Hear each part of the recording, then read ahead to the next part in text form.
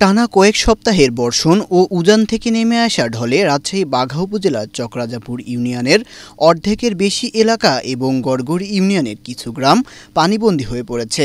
এতে হাজারো মানুষ চরম খাদ্য সংকট ও দুর্ভোগে দিন পার করছে। এই মানবিক সংকট মোকাবেলায় এশিয়ান টেলিভিশনের উদ্যোগে আজ শতাধিক পানিবন্দী পরিবারের মাঝে ত্রাণ সামগ্রী বিতরণ করা হয়েছে। ত্রাণ বিতরণ কার্যক্রমে নেতৃত্ব দেন এশিয়ান টেলিভিশনের রাজশাহী বিভাগীয় প্রধান আক্তার রহমান। তিনি বলেন, দেশের যে কোনো দুর্যোগে মানুষের পাশে দাঁড়ানোই এশিয়ান টেলিভিশনের অঙ্গীকার।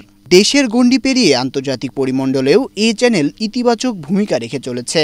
অনুষ্ঠানে বিশেষ অতিথি হিসেবে উপস্থিত ছিলেন রাজশাহী জেলা কৃষক দলের যুগ্ম আহ্বায়ক ও বাঘা উপজেলা কৃষক দলের সদস্য সচিব জাহিদুল ইসলাম স্বপন।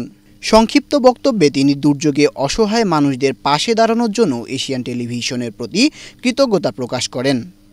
এই মুহূর্তে আমাদের বিভাগীয় পুরপ্রধান আক্তার ভাইকে, এশিয়ান টিভির পুরপ্রধানকে ধন্যবাদ জানাবো।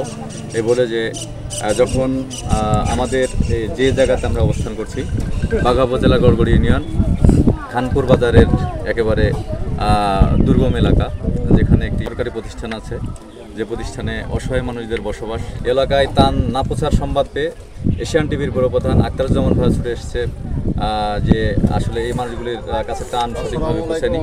এবং এই মিডিয়ার মাধ্যমে আমি যারা শুনছেন সবাইকে বলবো যে চকরাজাপুর বিভিন্ন জায়গাতে একাধিকবার ত্রাণ পৌঁছলো, আমাদের গড়গড়ি দুর্গম এলাকা যেখানে ত্রাণ একেবারে স্বল্প পরিসরে পৌঁছেছে। দুর্যোগ আসবে, কিন্তু মানবতা থেমে থাকবে না, এই বিশ্বাসেই মানুষের পাশে আছে এশিয়ান টেলিভিশন। এ ধরনের মানবিক উদ্যোগের মধ্য দিয়ে গণমাধ্যমের সামাজিক দায়বদ্ধতা আরও সুদৃঢ় হচ্ছে বলে মনে করছেন সুশীল সমাজ। Tanmoy Mahmud, Asian television.